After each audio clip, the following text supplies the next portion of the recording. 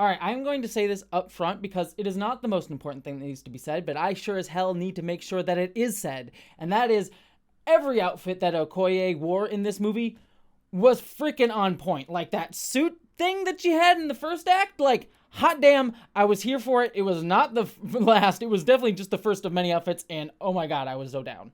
Anyways, that superficial thing out of the way, I am here to review the latest MCU movie and the long-awaited follow-up to Black Panther, Black Panther: Wakanda Forever. And yeah, I think there was a lot of expectations placed upon this movie coming into it. Number one, it was a movie that had to follow up on the cultural phenomenon that was Black Panther, that was important not only for its representation, but a lot of the things and themes that that movie tackled that sometimes did imperfectly. And I highly recommend all of you check out my wonderful friend and fellow YouTuber FD Signifier's wonderful recent video that goes into some of the themes and things that the first Black Panther movie was wrestling with and sometimes failed at, but ultimately was sort of bringing to the fore in a way that was more complex than many, if not any, MCU film before it. So this movie had to follow up on that. But then also, as we all know, this movie had to deal with the very tragic passing of T'Challa actor Chadwick Boseman, and not only that, had to incorporate it into a film and a script that Ryan Coogler, the director, had finished, and then now had to incorporate this tragic death into the narrative, as well as do so while he was mourning his own friend and fellow collaborator on the film, Chadwick Boseman, and then also make sure the film had the right amount of mourning and grief and also celebration of that man's life put into this, and really wrestled with all of that.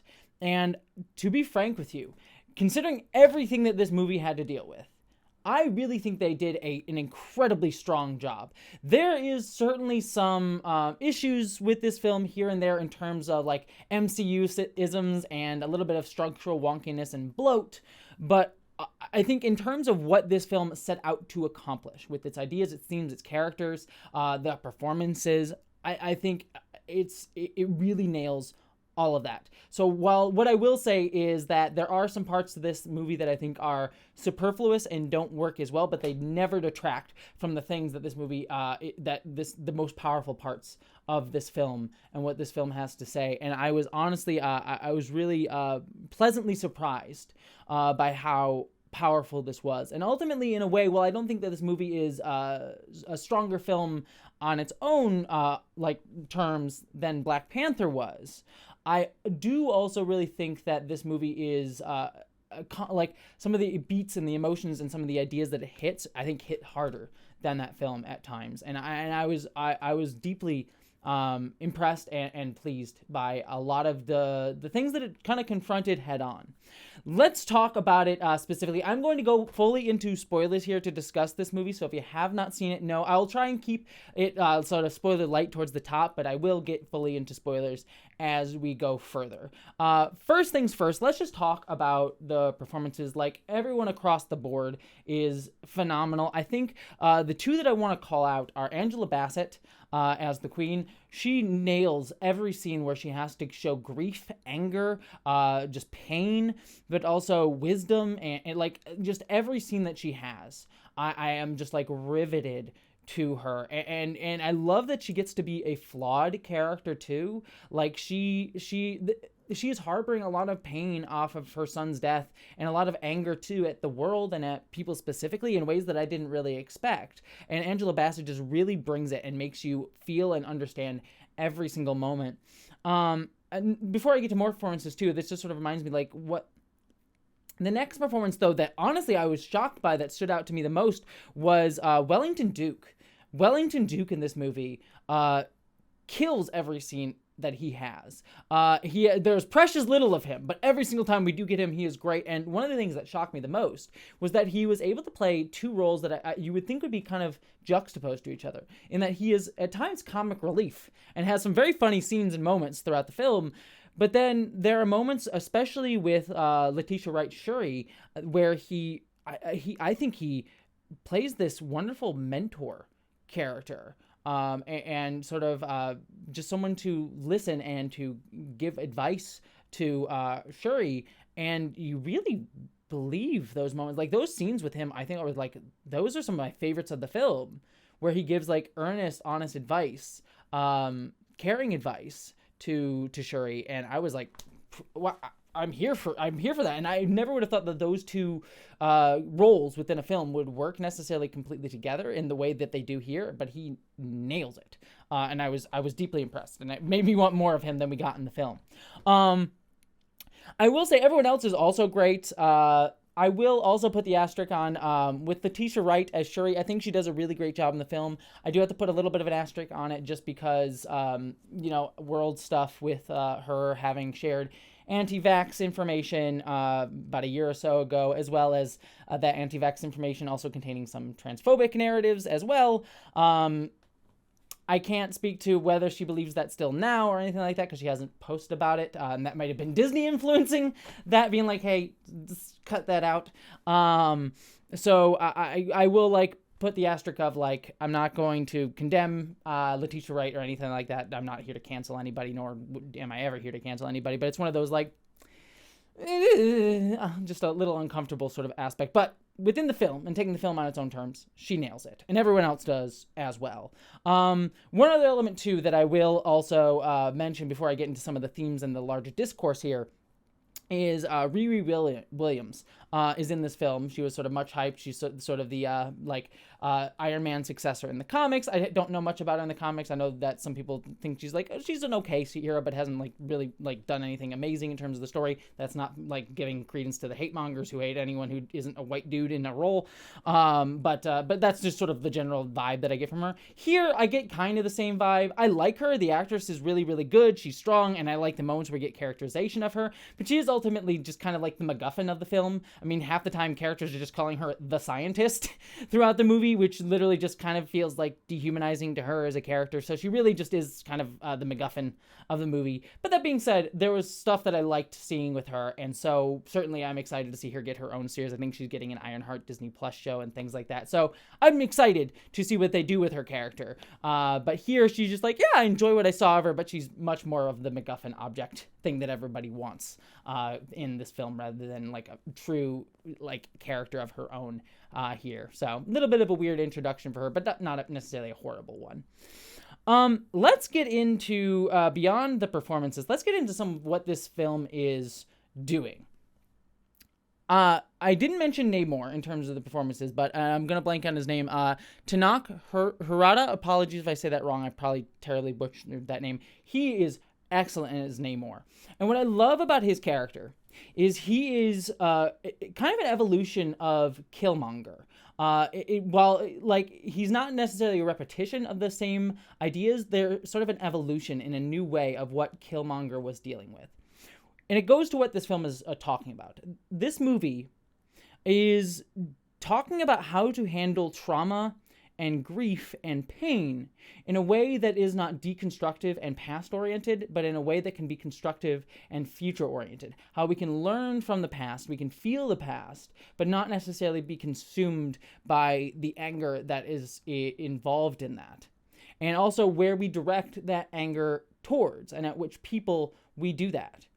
Killmonger was a character in the first film, and I'm going to be very open right now here too. I'm a white person talking about a very a very specific black experience, and it's certainly something as a trans person and as a marginalized person I can relate to in a lot of ways, but there are a lot of specifics to the experience that I cannot. So take my analysis here with as many grains of salt as you wish. So I just want to put that up front.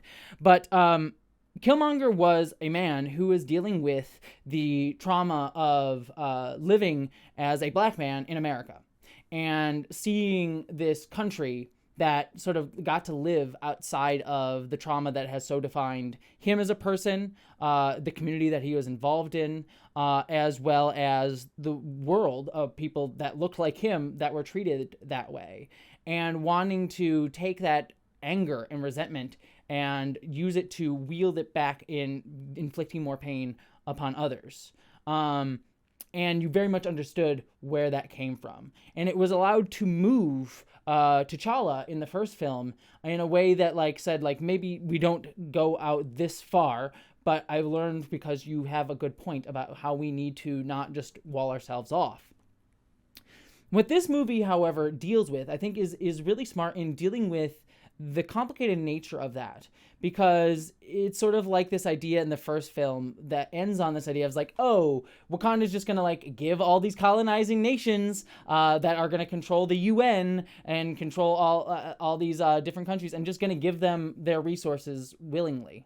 That's what T'Challa ends up deciding to do, and that obviously has very complicated feelings for like an African nature being like, hey, we're gonna be generous and just give these colonizing nations our wealth. And what I think that this film rightly does in that aspect is showcase like how much like nations like the United States and France and other ones, they directly point the finger and say like, all of you are just, you don't care about creating cooperation, you just want to use our resources, you just want to take from us. And I think it was very smart that they were able to just like make that the theme of the movie. That way is, I feel like it's reinforced a little bit with Martin Freeman's character here, who returns here, and this is very much where there's the bloat of the film, where it's like a lot of Martin Freeman stuff as well as Julia Reeves-Dreyfus's stuff in this film feels a little bit ancillary to the main plot of Wakanda and Namor. But the reason I understand why it's here to a degree, in the sense that it is setting things up for future MCU storylines. In that we have him sort of like, well, number one, we have Julia Louis-Dreyfus making this, as we've seen her in Falcon and the Winter Soldier, or sorry, Falcon and Winter Soldier, now Captain America and the Winter Soldier, as well as a few other movies like Black Widow, where she's assembling this like America Avengers, like Avengers that work for America and for her. And we have like Martin Freeman be the good CIA agent who's like saying like, let's be cautious, let's wait, and doing these things, and like actually trust Wakanda a little bit. And so he sort of that storyline kind of felt complicated to me, in the sense that like it felt very much of like, oh, we're gonna have the few bad eggs storyline. And the reason I feel that way is because in this film it is shown that America is wanting to go and take from Wakanda. Right? Like they literally say they want to go and disrupt Wakanda as a nation, doing very like CIA shit like that they've done in many countries around the world that is absolutely horrible, and just American imperialism doing those things. And I like that is directly America and pointed at America. But it doesn't go so far as like there's a character who's like in charge who can like put it and stop it. And then the way the film ends, and it's one of those things like I have to wait and see how it develops. But because this is setting up a like America Avengers team run by Julia Louis-Dreyfus, what I worry about is that the next film, and they clearly leave this off at the end of this movie, the next film is very much going to be like countries around Wakanda, like colonizing nations, are going to try and take Wakanda's resources, which I think is a very interesting storyline to go down. But what I worry about them doing with that storyline is doing very much like the Julia Louis-Dreyfus character is going to like use her America Avengers team to go in and get them, like USA Agent and Black Widow, I forget her character's name, but the new Black Widow, and whoever else she recruits to go and do that to Wakanda, and then they'll be stopped, and then what the movie will end up doing is being like, well, it was just Julia Louis-Dreyfus who was doing it. It wasn't America as the system, it was just this one bad apple in the system, and we'll just put Martin Freeman back at the head of the CIA, pat him on the head, and say, you're the good one. That isn't the thing that this movie is doing, but it's a worry that I have, and that storyline, the way they're setting up Julia Louis-Dreyfus, and then also setting up the like end idea of like Wakanda is going to be attacked by other nations. That's a worry that I have, that it's going to like just a few bad apples, not the entire system, a very systemic problem. That I worry, again, not a Ryan Coogler choice or anyone involved directly in the film, but more of a Disney corporate monopoly choice that may end up happening. But that's not necessarily a deal with this film. It's just something that storyline I felt I needed to talk about, because it was one that like, I see where this is going, and I see why this is here, and I understand it, and it could go an interesting way. I worry that it won't. Anywho, let's actually get back to what this film is about, because I know I've sort of tangented into potential future movies, but I felt it was necessary to cover here. But going back to this, Namor is someone who, very similar to Killmonger, has a trauma stemming out of colonized nations mistreating him, but it is more of an external one in terms of his view on these nations, whereas Killmonger lived within American society and felt like he had to spend every day in it. Namor got to escape it to a degree, but still felt the effects as another nation. And so I think that's an interesting evolution because it's sort of I don't want to say indirect because his mom and his direct ancestors felt the pain of colonization, but it's a less direct way than, let's say, Killmonger was. And yet still feels that trauma and still feels like he wants to enact vengeance and pain pulling out of that trauma. And then you have Shuri as a character who is very much dealing with the death of her brother, as well as the death of, as we see later on in the movie, Angela Bassett, which then allows her to direct her trauma at Namor, and that anger and vengeance. And this film is all about like saying, like, how do we take that trauma and pain and try to hold the people accountable and not forget that past and say that it is immaterial to what happens here. And we have to remember it and not necessarily forgive people who do cause it. But how do we take that and be constructive and move forward in a way that can better everything as opposed to just ending up being an endless cycle of trauma and destruction? Which I thought was really great. And I think the moment where like Shuri goes into her like ancestor dream, the ancestral plane, and sees Michael B. Jordan there, and I gasped when I saw him. I was like, oh, this makes perfect sense. And he was great. And it's all about like how she still wants vengeance for everything that the world has done to her, and Namor specifically, but she's sort of sublimating all that pain and her own sense of failure onto him, and wants to try to enact it by like just make the world seem right by enacting this violence that ultimately isn't going to be constructive and ultimately just pass on the trauma to both of their countries and their peoples. And I thought that like that as a theme and idea of like how do we stop that cycle, and it's a choice, I think was really a really beautiful moment. And it is highlighted again by Wellington Duke's wonderful scene, M'Bako's wonderful scene where he has with her that I just loved. I loved that scene where he's just like, look, of course your mother was worth going to war over, but it's not what she would have wanted. And to just kill Namor would just make him for his people his own, he would be a martyr, and it would just cause more pain. And her just not being able to hear that in that moment, I thought was a really great scene. Some other things too. I've sort of jumped around to like theme and things, but like I loved getting to see. I forgot the name of it because I know it's technically Atlantis in the comics, and I know they have a different name for it in the movie. But I probably laugh at me, please, like legitimately laugh at me. I forgot the name of the nation. But it was beautiful to see. I love the reverence and respect and empathy that it showed towards them. Instead of just placing them all as the villains. I thought that was really, really great.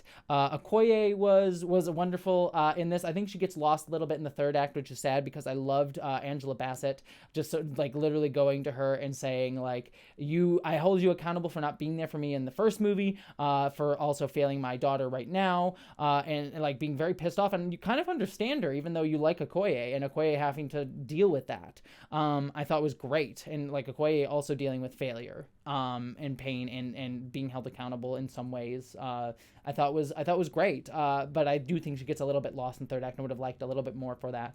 One other thing too that I guess I have to mention is there is an LGBTQ scene.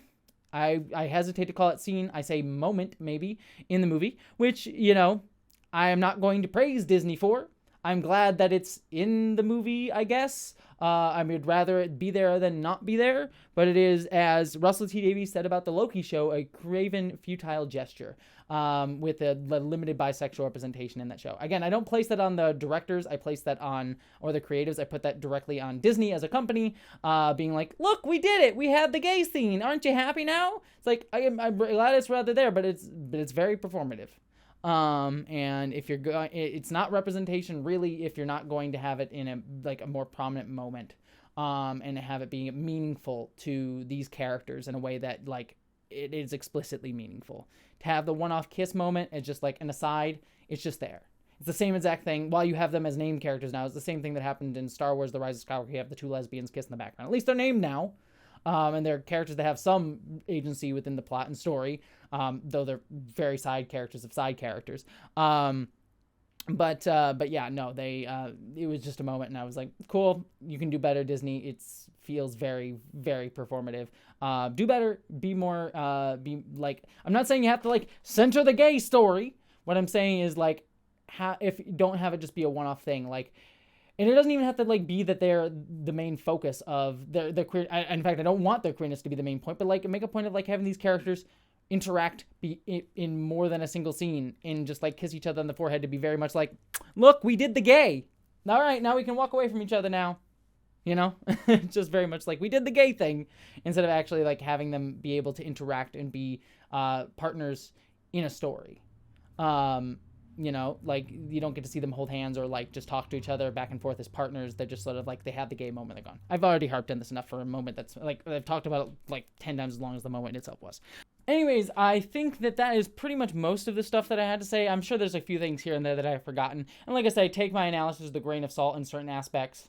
But overall, I was really impressed with this movie. I thought it did a really great job exploring a lot of the themes. I have some, hesitations and more worries for the future of what this storyline is going to go down with Wakanda. But as a whole, I thought this was a very strong film and one that, I didn't really even mention too much, but like you really felt the reverence and love and mourning for Chadwick Boseman throughout the film too, and I thought that was that really also nailed, and you really felt that throughout the film as well.